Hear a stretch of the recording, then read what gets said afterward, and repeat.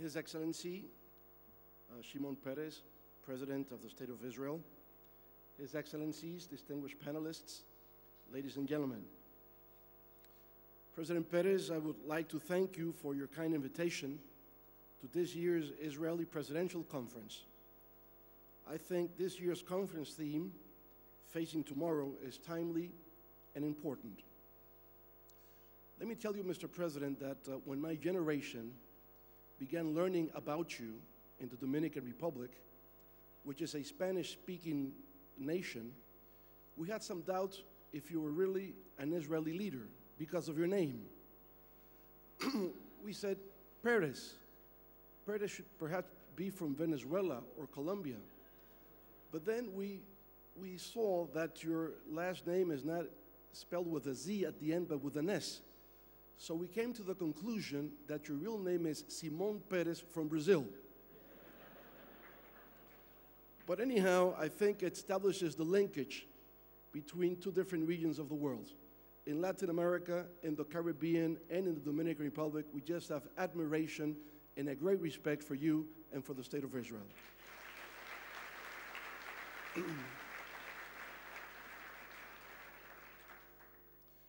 Mr. President, distinguished audience, there are many challenges that we must address in today's world.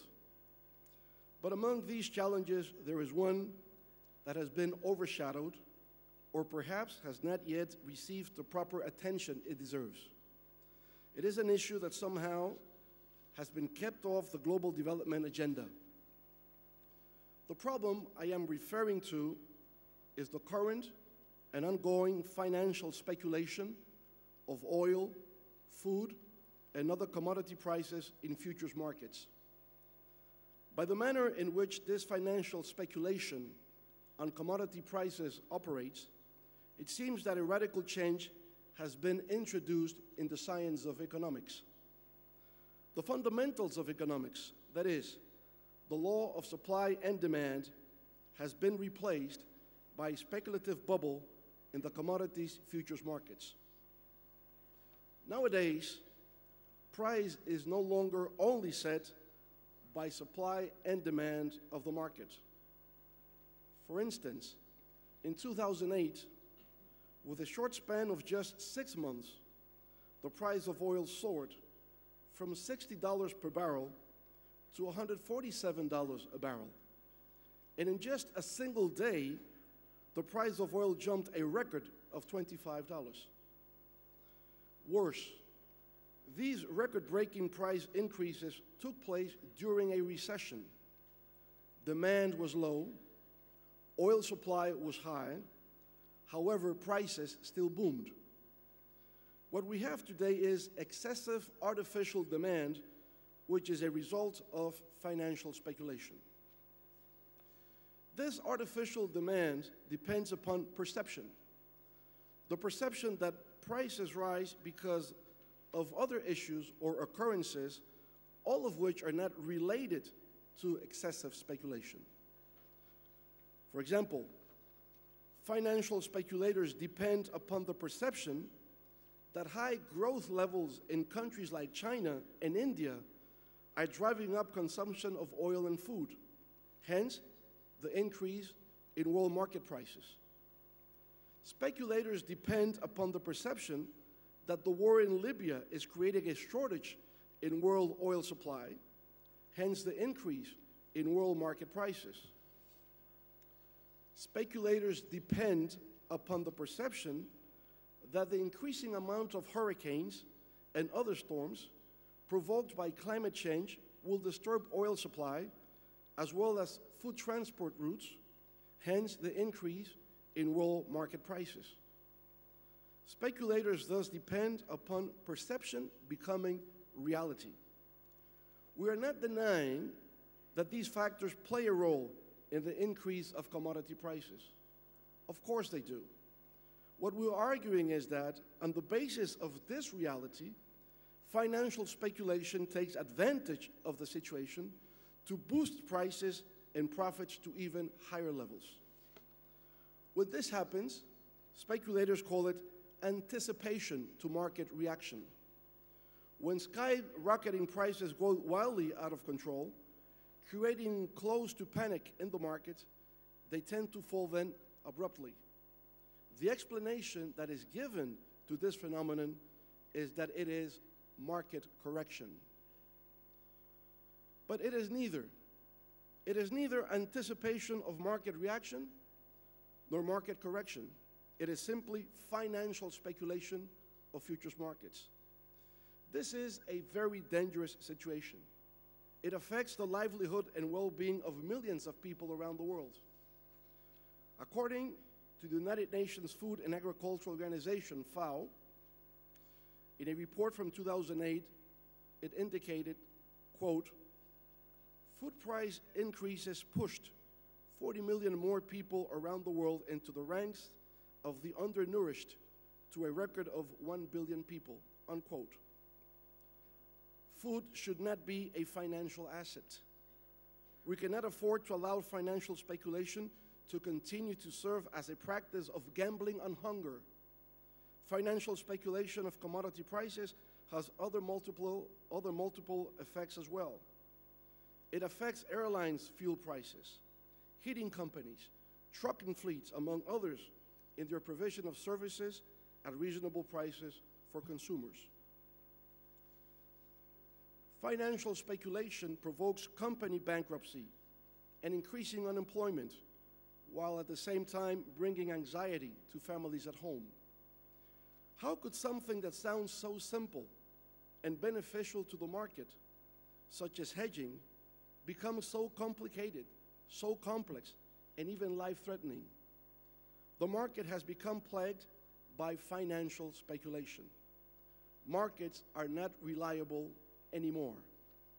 Why? Because speculators, also known as institutional investors, particularly from financial epicenters like Wall Street in New York, LaSalle Street in Chicago, or London, are dominating the commodity financial markets, which is where physical hedging takes place. These markets are vital to the provision of gas, oil, energy, electricity, and food.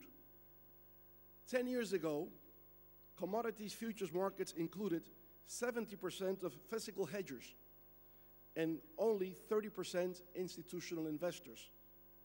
Today, financial speculation dominates 70% of these markets, while a mere 30% include the participation of physical hedgers.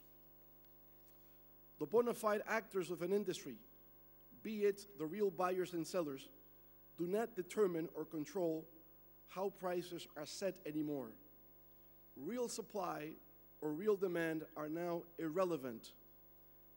Farmers and consumers do not control the supply and demand of their markets. And the oil industry, for example, is no longer about the household consumer who needs gas for their car to get to work in the morning or oil to heat or cool their home. Today, investment banks, pension funds, endowments, hedge funds, sovereign wealth funds, and similar financial institutions dictate the markets. For example, these speculators were responsible for providing capital flows of US dollars, 13 billion US dollars in 2002, which then surged to 300 billion US dollars in 2008. In just 6 years, from 13 to 300 billion US dollars. Speculators purchase oil with low credit margin, oftentimes as low as 5% of the price, with no intention of ever receiving not one barrel of oil. Markets are the structure that allows buyers and sellers to exchange any good, service, or information. And what is most important in markets is price. Prices are what help us determine whether we could access a product or service or not. Since the mid-19th century, farmers were able to participate in markets by locking in their prices in order to determine costs on their crops before harvest time. Those farmers who began hedging over a century and a half ago can no longer take advantage of this important market mechanism. Today's farmers are overwhelmed by financial speculation. We have to confront this issue head-on. Our markets no longer have a social value. They are not socially optimal. Our markets have become a casino for capitalism, where the traders exchange papers and numbers. There is no real wealth involved in these transactions. There is no productive benefit for society as a whole. And worse, because of financial speculation, markets are making progress increasingly impossible for countries and organizations that strive to achieve economic development, job creation, and poverty eradication. So what should we do? We need to address excessive financial speculation with the appropriate market regulations. Last year, the United States passed the Dodd-Frank Wall Street Reform and Consumer Protection Act, what is called the Dodd-Frank Bill.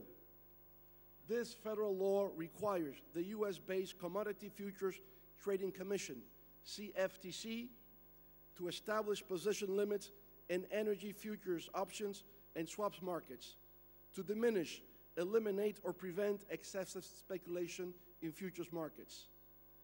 The CFTC was required to establish these limits by January 17, 2011. However, it has yet to do so. The CFTC has proposed a schedule that would not finalize the implementation of rules for position limits until the first quarter of 2012. The European Union's progress has even lagged behind that of the United States. The European Union has postponed until the end of 2011, or even until early 2012, their discussions on how to impose commodity trading rules. One reason is because it is difficult to set position limits in the European Union, since data is not reported centrally in Europe. Also, the committee dedicated to this issue elaborated a communiqué that indicated that the European Council members prefer focusing on accountability limits and a voluntary approach to combating excessive financial speculation. While the US and Europe continue to grapple with their own regulatory approaches, countries in Asia have declared that it is, quote, unlikely that they would follow the US in cracking down on financial speculation, unquote. Certain Asian countries claim they may stick to the principle of self-regulation in order to maintain whatever appeal their country may have as a global financial and trading center, rather than risk imposing regulations that might keep trade away. The Organization of Petroleum Exporting Countries, OPEC, on the other hand, has publicly voiced its opposition to excessive speculation. Last April, OPEC Secretary General Abdallah El-Badri said, quote, world oil prices are now being driven more by speculation than supply and demand, unquote. French President Nicolas Sarkozy, in his capacity as current chairman of the G20, has indicated he will place this issue of financial speculation of oil and food prices on the agenda of the G20 group. It is important that we have the ability to harness these positive steps by acting in unison, with one single voice, in order to pursue the establishment of rules that prevent excessive financial speculation and market manipulation on a global scale. This is why we have been garnering support all across the world, starting first among our fellow nations in Latin America and the Caribbean. From the Dominican Republic, we are joining together under the auspices of a global compact against the financial speculation, which would be inaugurated this upcoming September during the UN General Assembly in New York. We hope to be able to count on broad-based support for global regulations that level the playing field for commodities markets and provide for a more effective, free, and fair market economy worldwide. Financial speculation requires our attention, our energy, and response. Steadfast action today will be the only way we can ensure that we face a brighter future tomorrow. Thank you very much.